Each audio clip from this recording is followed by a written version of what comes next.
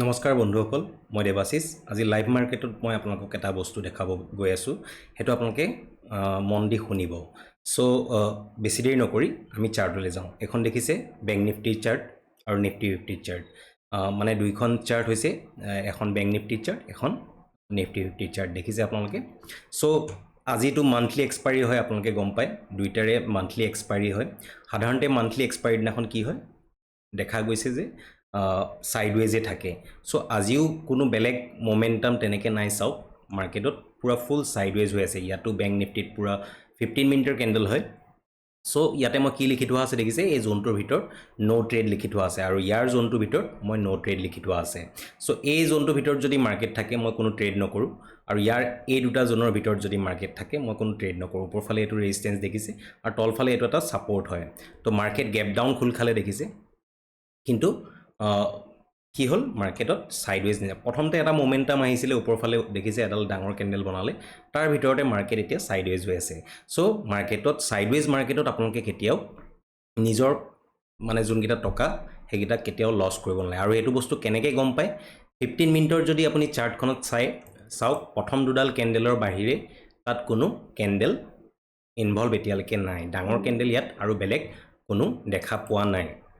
So এই সৰু কেণ্ডেলকেইডালত আপুনি যদি ট্ৰেড কৰিবলৈ যায় তেতিয়া আপোনালোকৰ প্ৰিমিয়াম ডিকে হ'ব আৰু লছ হ'ব। ডেটছ ৱাই কি কৰিব লাগে, এনেকুৱা ৰিজনত সদায় এভইড কৰিব লাগে। আৰু এভইড কৰাটো ট্ৰেড এটা উইনৰ নিচিনা হ'ব পাৰে। কোনোবা এদিন যদি আপুনি এভইড কৰিছে, সেই দিনটো আপোনাৰ ট্ৰেড উইনৰ নিচিনা হ'ব পাৰে। কাৰণ লছ কৰাতকৈ একো লছ নকৰাটো সদায় ভাল, নহয় জানো? সো এইটো জোনত যদি থাকে নিফটিত মই কোনো ট্ৰেড নকৰোঁ, আৰু যদি বেংক নিফটিত এই জোনটোতে যদি থাকে তেতিয়ালৈকে মই ট্ৰেড নকৰোঁ। ওপৰফালে দেখিছে এডাল ট্ৰেণ্ড লাইন আহিছে, মই ড্ৰ কৰি থৈছোঁ, বাট ট্ৰেণ্ড লাইনডাল যেতিয়ালৈকে এই লেভেলটোৰ ওপৰত ক্লজিং নিদিয়ে, 15 মিনিটৰ কেণ্ডেল যেতিয়ালৈকে এই লেভেলটোৰ ওপৰত ক্লজিং নিদিয়ে তেতিয়ালৈকে আমি কোনো ট্ৰেড কৰিব দৰকাৰ নাই। আৰু যদি কৰেও ওপৰফালে মই ভাবোঁ বৰ ডাঙৰ কিবা নিদিব পাৰে। যদি দিয়ে ইয়াৰ ওপৰত চাম, ট্ৰাই কৰিম, যদি পাৰোঁ এটা ট্ৰেড ল'ম। বেছি ডাঙৰ ট্ৰেড নলওঁ, ইয়াৰ ওপৰলৈকে যদি পাওঁ তেতিয়া মই এটা ল'ম। মই ৰাতিপুৱাতে এটা স্কেল্পিং কৰিছিলোঁ, যোনটো মই পুট ছাইডে লৈছিলোঁ। এইডাল দেখিছে, এই কেণ্ডেলডালতে মই সৰু প্ৰিমিয়ামটো বহুত ফাষ্ট মুভমেণ্টাম আছিলে এটা। চ' সেই সৰু মুভমেণ্টামটোতে মই 20 পইণ্ট কেপচাৰ কৰিবলৈ এটা সৰু স্কেল্প এই কেণ্ডেলডালত কৰিছিলোঁ। চ' 15 মিনিটত এইটো দেখিলে, আৰু 5 মিনিটত যদি চাবলৈ যাওঁ, আমি 5 মিনিটত দেখিছে ওপৰফালে গ'ল, তলফালে খুলিলে, ওপৰফালে গ'ল।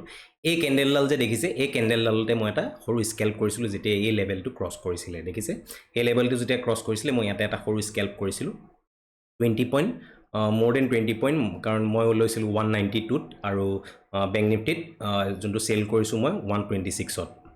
চ' এইটো এটাই ট্ৰেড আছিলে যোনটো পইণ্ট কেপচাৰ কৰিবলৈ সক্ষম হ'ল। তাৰপিছত দেখিছে এই ট্ৰেণ্ড লাইনডালতে ধুনীয়াকৈ ৰেজিষ্টেঞ্চ লৈ পেলাই মাৰ্কেট এতিয়ালৈকে আছে। আৰু যদি আমি নিফটিত চাবলৈ যাওঁ, নিফটিত চাওক, নিফটিটো ইয়াতে খোল খালে দেখিছে। তো তলফালে এটা কি আছিলে, ছাপৰ্ট জোন আছিলে, এইটো এটা ছাপৰ্ট জোন হয়, আগতে ড্ৰ কৰি থোৱা আছিলে।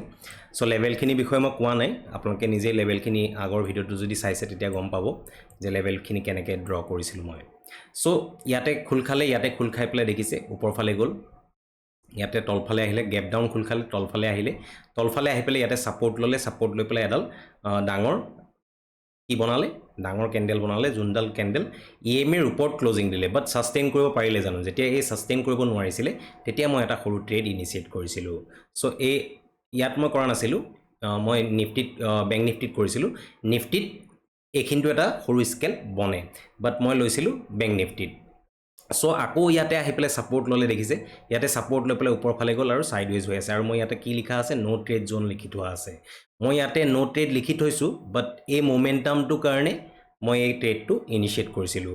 কেতিয়াও আপোনালোকে ফমত এনেকুৱা নহয় যে ডাঙৰ কেণ্ডেল বনিছে, এডাল বিগ বাৰ কেণ্ডেল দেখিছে, ক্লজিংটো কিন্তু ইয়াৰ তলত চাওক এডাল কেণ্ডেল বনাই পেলাই চবকে ট্ৰেপ কৰি পেলাই আকৌ ওপৰফালে গৈ পেলাই প্ৰিমিয়াম ডিকে কৰি আছে বৰ্তমান। চ' এনেকুৱা মাৰ্কেটত আপোনালোকে সাধাৰণতে ট্ৰেড নকৰাটো বেছি ভাল। আৰু স্কেল্পটো বহুত এটা ডাঙৰ বস্তু, স্কেল্পিং কৰাটো ইমান সহজ কথা নহয়।